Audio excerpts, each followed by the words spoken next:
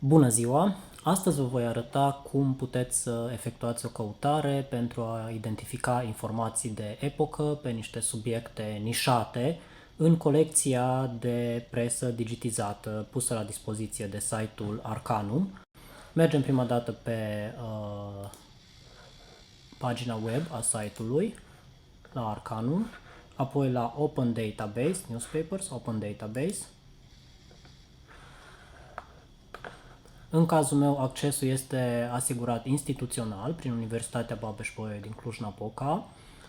Se poate realiza și logare cu cont tot instituțional sau cu cont individual plătit. Suntem pe motorul de căutare, suntem deocamdată pe căutarea simplă. Aici avem publicații, ziare, presă de epocă în care se caută de obicei. Avem aici o altă secțiune cu publicații nou încărcate pe site.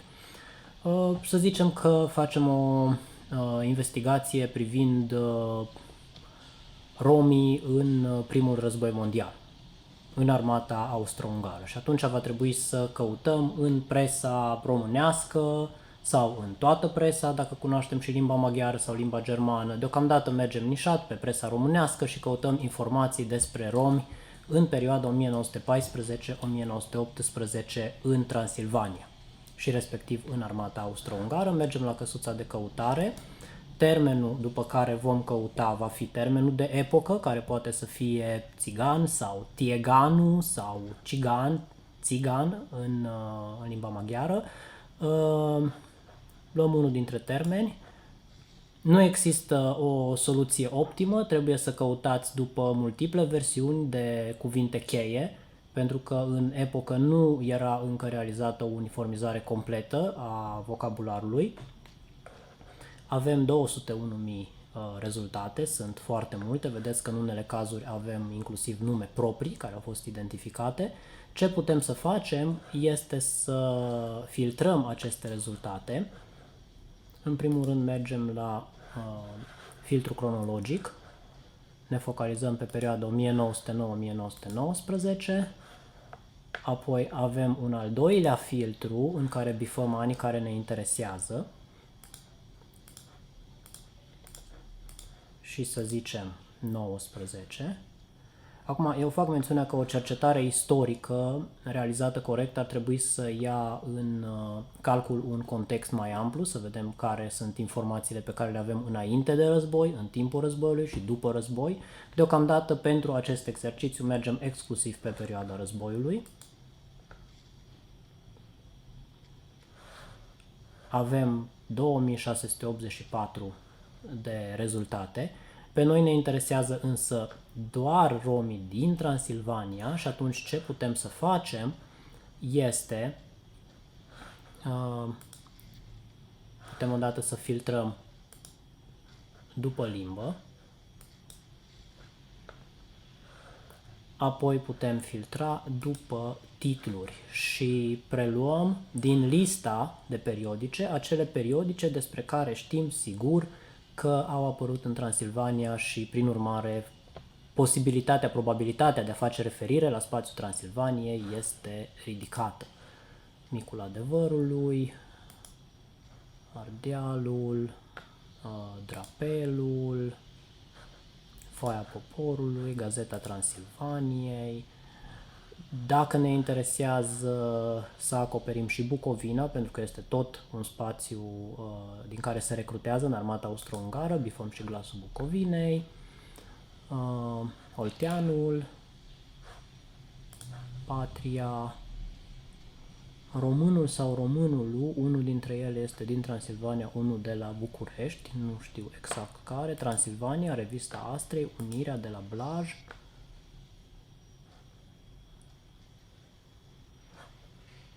Le bifăm pe ambele și va trebui să le diferențiem rezultat de rezultat.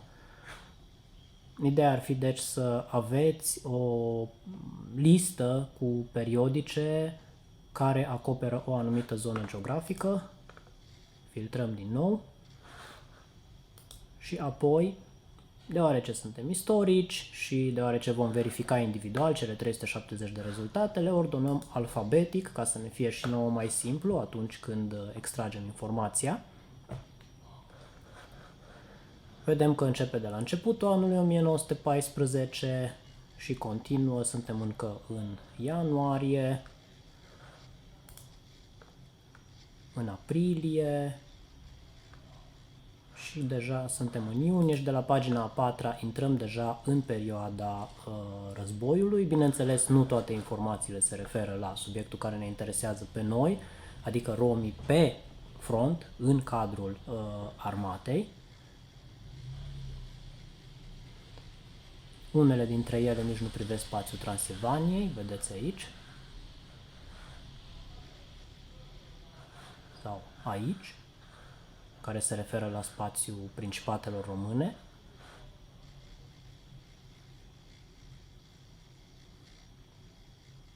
Căutăm o informație, un număr de ziar care are o informație potențial utilă. Îl deschidem și aici ajungem la informația respectivă și decidem dacă respectiva informație ne este utilă sau nu. Dacă ne este utilă, putem să o conspectăm separat, putem să ne facem conspectele de mână sau într-un fișier Word sau direct în Zotero. Pentru cum se lucrează cu Zotero am să atașez un link către un alt clip de pe YouTube în limba română despre Zotero. Dacă vrem să păstrăm pagina ca să luăm ulterior din ea un citat, putem să facem asta, avem opțiune de download, putem maximum 50 de pagini. Sfatul meu este să nu abuzați de această opțiune, nu vă descărcați zeci, sute, mii de pagini, pentru că va fi foarte greu să navigați ulterior în ele pe calculator. Pe de altă parte, să fiți atenți când descărcați ca pagina pe care o descărcați să aibă toate datele de identificare ale ziarului.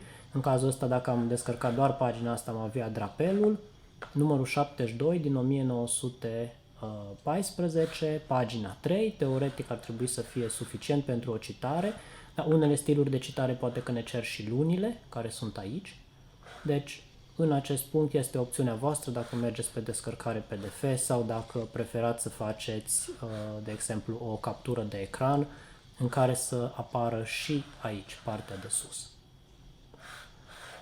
Dacă dorim să aprofundăm căutarea sau să încercăm să identificăm tipuri de surse specifice, de exemplu cele care au și ilustrații, avem filtre suplimentare, cu mențiunea că nu întotdeauna faptul că se menționează că există o ilustrație înseamnă că există o ilustrație pe tema care ne interesează, înseamnă doar că în ediția de ziar respectivă, care conține termenul nostru cheie, apare și o ilustrație și o să exemplific. Vedeți? Acest număr din Gazeta Transilvaniei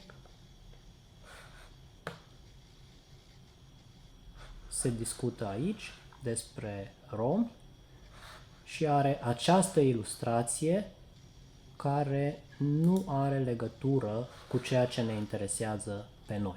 Deci este o opțiune utilă, un filtru util, dar nu întotdeauna, și eu zic de cele mai multe ori, nu ne duce direct la ceea ce ne interesează.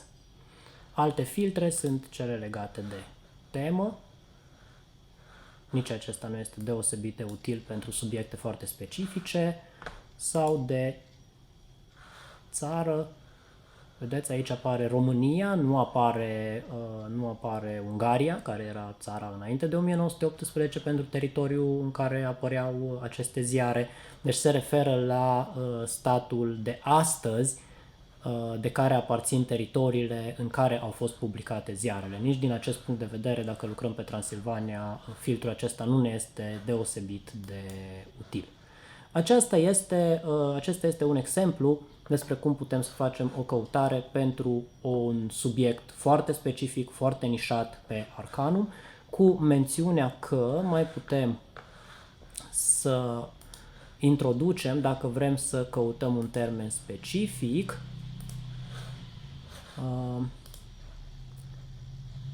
aceste ghilimele.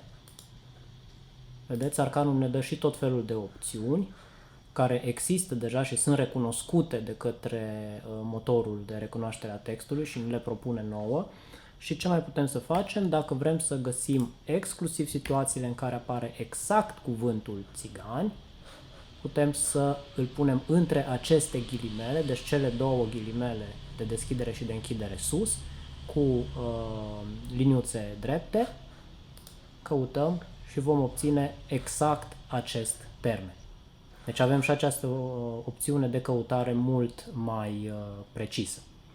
Mă opresc aici și, după cum spuneam, atașez și linkul către ghidul video pe YouTube despre utilizarea Zotero.